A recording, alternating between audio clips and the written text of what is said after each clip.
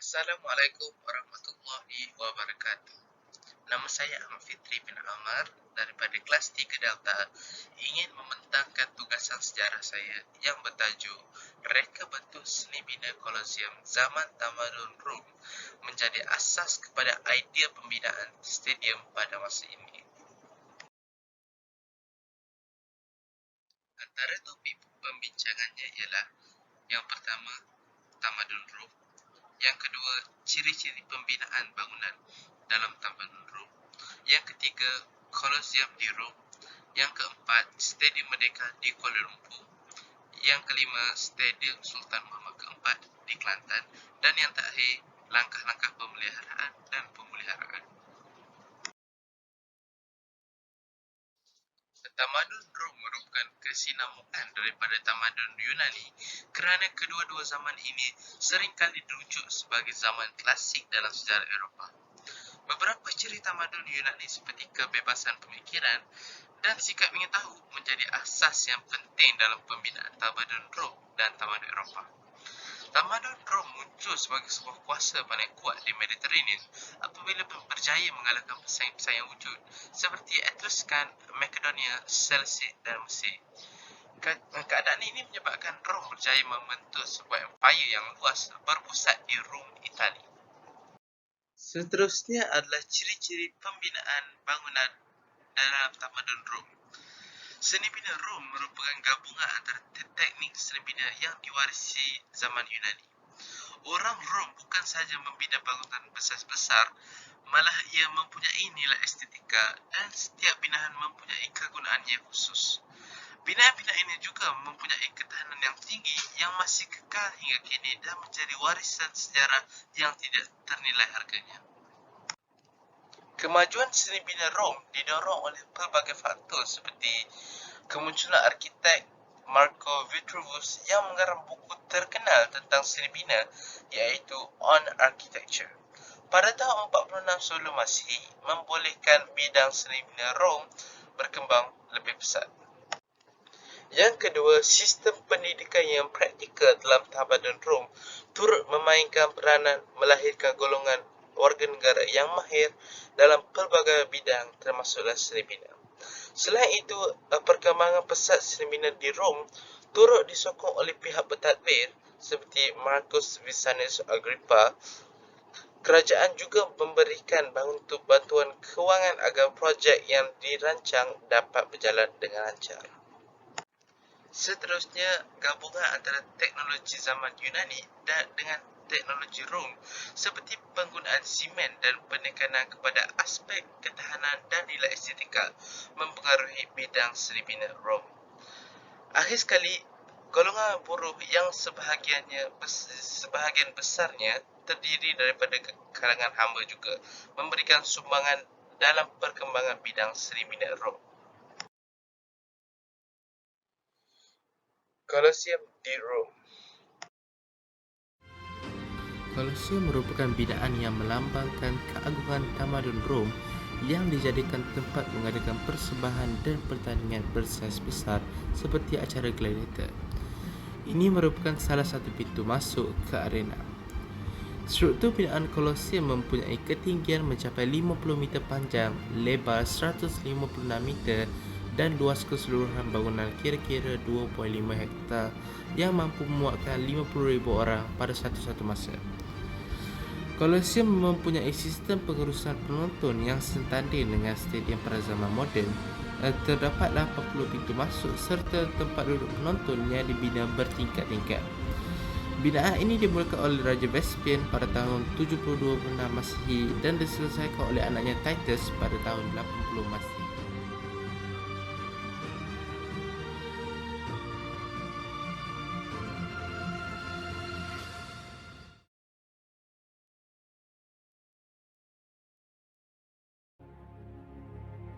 Stadium Merdeka dibina pada tahun 1956. Pembinaan stadium ini dilakukan atas desakan Persatuan Bola Sepak Selangor dan Persatuan Bola Sepak Malaya kerana stadium yang terdapat di Jalan Ampang tidak dapat digunakan lagi. Reka bentuk stadium ini dihasilkan oleh Stanley Edward Jacques, manakala kerja-kerja pembinaan diselenggarakan oleh Jabatan Kerja Raya. Peletakan batu asas Stadium Merdeka telah dilakukan oleh Tuanku Abdul Rahman pada 15 Februari 1997. Terdapat 14 buah tunnel yang merupakan pintu keluar dan masuk stadium. Terdapat juga 4 buah tiang lampu setinggi 140 kaki untuk kegunaan acara pada waktu malam. Pada tahun 1962, Stadium Negara telah dibuka dengan rasmi oleh Duli Yang Maha Seri Paduka Baginda Yang di-Pertuan Agong Tuanku Said Putra Ibni Al-Mahrum Hassan Jamaluddin. Kos pembinaan stadium tersebut mendalam belanja sebanyak 34 juta dan dianggap sebagai stadium tertutup yang terbaik di Asia Tenggara. Stadium ini menjadi saksi pensyaraan kemerdekaan Persekutuan Tanah Melayu pada 31 Ogos 1997.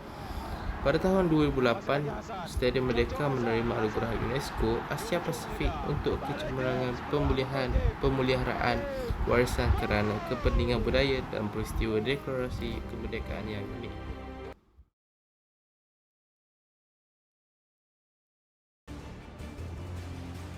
Stadium Sultan Muhammad keempat ini dibina pada tahun 1967. Pembangunan stadium ini dilakukan atas tujuan menyediakan suatu medan khusus untuk menjalankan aktiviti sukan peringkat negeri Kelantan, terutamanya sebagai padang bola sepak negeri. Reka bentuk stadium dan kerja-kerja pembinaan diusahakan oleh Perbadanan Stadium Kelantan. Stadium ini merupakan stadium yang paling besar di pantai timur semenanjung Malaysia dengan muatan tempat duduk yang seramai 30,000 orang.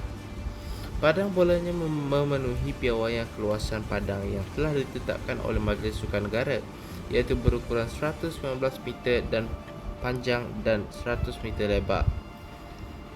Stadium ini juga telah menjadi saksi kemenangan besar Kelantan FC ke atas Vietnam pada 2 April 2003. Langkah pemeliharaan yang dilakukan oleh kerajaan ialah pengiktirafan daripada Badan Dunia. Hal ini bertujuan untuk menambahkan lagi bilangan pelancong untuk datang ke suatu tempat itu.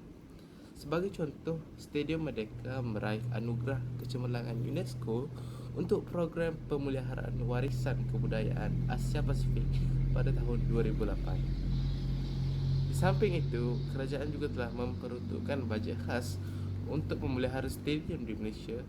Dengan adanya wang yang mencukupi, stadium dapat dinaik taraf bagi menarik perhatian orang luar untuk datang berkunjung. Sebagai contoh, Kementerian Belia dan Sukan telah menubuhkan peruntukan sebanyak RM7.2 juta bagi menaik taraf stadium Sultan Muhammad keempat yang berusia 50 tahun itu yang menjadi padang rasmi pasukan bola sepak Kelantan. Seterusnya, langkah-langkah pemeliharaan yang dilakukan oleh kerajaan ialah dengan mempopularkan struktur-struktur bersejarah sebagai destinasi pelancongan. Hal ini dapat menjadikan struktur bersejarah seperti stadium dikenali oleh orang ramai. Secara tidak langsung, bilangan pengunjung akan meningkat. Antara contoh struktur bersejarah yang popular seperti Stadium Merdeka, Kota Formosa dan Kota Kawalis. Di samping itu, langkah-langkah pemeliharaan yang dilakukan oleh kerajaan ialah dengan mengubah atau memberi nafas baru pada fungsi struktur bersejarah. Kebanyakan bangunan-bangunan bersejarah mempunyai struktur binaan yang lemah dan memerlukan renovasi. Hal ini bertujuan untuk menjadikan bangunan sesuai digunakan semula untuk pelbagai tujuan baru. Contoh bangunan yang telah direnovasi di Malaysia ialah Stadium Sultan Muhammad keempat dan bangunan Sultan Abdul Samad. Akhir kalam, faktor keunggulan seni bina yang kekal lama, tahan dan kuat membolehkan kita melihat hasil ciptaan dan menjadi inspirasi kepada perkembangan seni bina pada hari ini. Sebagai contoh, seni bina kolosium telah mempengaruhi seni bina masyarakat dunia, termasuklah negara kita, Malaysia. Fungsi kolosium atau stadium bukan sahaja menjadi tempat untuk berkumpul dan bermesyuarat, malah menjadi tempat untuk merakam detik-detik sejarah negara.